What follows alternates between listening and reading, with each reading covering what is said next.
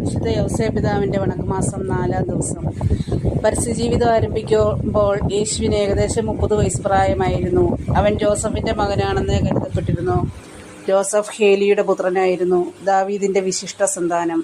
മാനവകുലത്തെ രക്ഷിക്കുവാനായി മനുഷ്യനായി അവതരിക്കുവാൻ ദൈവം തിരുമനസ്സായി. മാനവരാശിയിൽ നിന്ന് ദൈവം ഇസ്രായേൽ ജനതയെ അവിടുത്തെ ആഗമനത്തിന് വേണ്ടി തിരഞ്ഞെടുത്ത് ഒരുക്കിക്കൊണ്ടുവന്നു.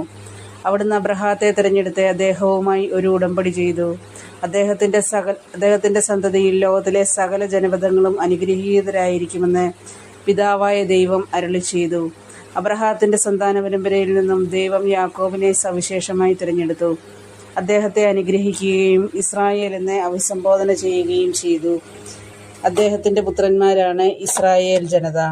അവരെ ദൈവം സ്വന്തം ജനമായി തിരഞ്ഞെടുത്തു. ഇസ്രായേലിലെ മറ്റു വംശങ്ങളിൽ നിന്നും വേർതിരിച്ച് അനുഗ്രഹിച്ച് ഉടമ്പടി ചെയ്ത് അവിടുത്തെ പ്രിയപ്പെട്ട ദൈവജനമാക്കി മാറ്റി.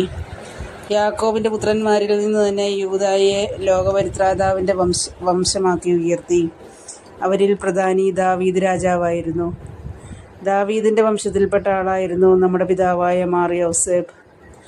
ദൈവത്തിൻ്റെ സവിശേഷമായ സ്നേഹം വിശുദ്ധ യൗസേപ്പിൽ പ്രകടമാകുന്നുണ്ട്. ലോകരക്ഷകൻ്റെ വളർത്തുപിതാവെന്ന സ്ഥാനം അലങ്കരിക്കുന്നതിന് അനുയോജ്യനായി മനുഷ്യവംശത്തിൽ ദൈവം കണ്ടെത്തിയത് വിശുദ്ധ യൗസേപ്പിനെയാണ്. രാജവംശജനെങ്കിലും വിശുദ്ധ യൗസേപ്പ് വളരെ ദരിദ്രമായ ജീവിതമാണ് നയിച്ചിരുന്നത്. അദ്ദേഹം ലൗകിക സമ്പത്തിനേക്കാൾ ആധ്യാത്മിക സമ്പത്തിനെ വിലമതിച്ചിരുന്നു. ആദ്യ പാപത്തിന് ശേഷം കളമൊരുക്കിയ ലോകരക്ഷകൻ്റെ ആഗമനത്തിനു വേണ്ടി ദൈവമാതാവായ പരിശുദ്ധ കന്യകയെയും അവിടുത്തെ വിരുക്ത ഭർത്താവും ദൈവകുമാരൻ്റെ വളർത്തുപിതാവുമായ മാർ യൗസേപ്പിനെയും തിരഞ്ഞെടുത്ത് സവിശേഷമായ ദാനങ്ങൾ നൽകി അനുഗ്രഹിച്ചുകൊണ്ടാണ് ദൈവമാതാവായ മറിയത്തിൻ്റെ വിരക്ത ഭർത്താവെന്ന സ്ഥാനത്തിനും ദാവീദ് രാജവംശജരിൽ ദൈവം തിരഞ്ഞെടുത്തത് മാർ യൗസേപ്പ് പിതാവിനെയാണ്. ദൈവം നമ്മെ ഓരോരുത്തരെയും ദൗത്യ നിർവഹണത്തിനായി തിരഞ്ഞെടുത്തിരിക്കുന്നു. അതനുസരിച്ച് ജീവിക്കുമ്പോൾ മാത്രമേ നമ്മുടെ വ്യക്തി ജീവിതം അനുഗ്രഹം പ്രാപിക്കുകയും നമ്മുടെ ജീവിതം ധന്യമാവുകയും ചെയ്യുകയുള്ളൂ. ശരിയായ ദൗത്യബോധമുണ്ടെങ്കിൽ വൻ കാര്യങ്ങൾ പ്രവർത്തിക്കാൻ നമുക്ക് സാധിക്കും. അപ്പോൾ ജീവിതം കൂടുതൽ ഹൃദ്യവും മനോഹരവുമാകും. ഒരു സംഭവം കേരളത്തിൽ മലയോര പ്രദേശത്തുള്ള ഒരു ഗ്രാമത്തിൽ നടന്ന സംഭവമാണ് ഇത്. സന്ധ്യാസമയം ശക്തിയായി പുതുമഴ പെയ്യുന്നു. ഇരുണ്ടു മൂടിയ ആകാശം, ഭയങ്കരമായ കാറ്റും മഴയും. വൻമരങ്ങൾ കാറ്റിൽ കടപുഴകി മറിഞ്ഞു വീഴുന്നു. ആകാശവും ഭൂമിയും നടുക്കുമാറെ കനത്ത ഇടിയും മിന്നലും.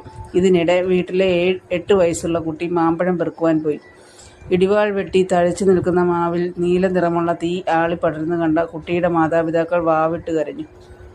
ആ വീട്ടിൽ പ്രതിഷ്ഠിച്ചിരുന്നതായ അഗതികളുടെ സഹായമായ മാർ യൗസേപ്പ് പിതാവിൻ്റെ രൂപത്തിൻ്റെ മുമ്പിൽ കൂടി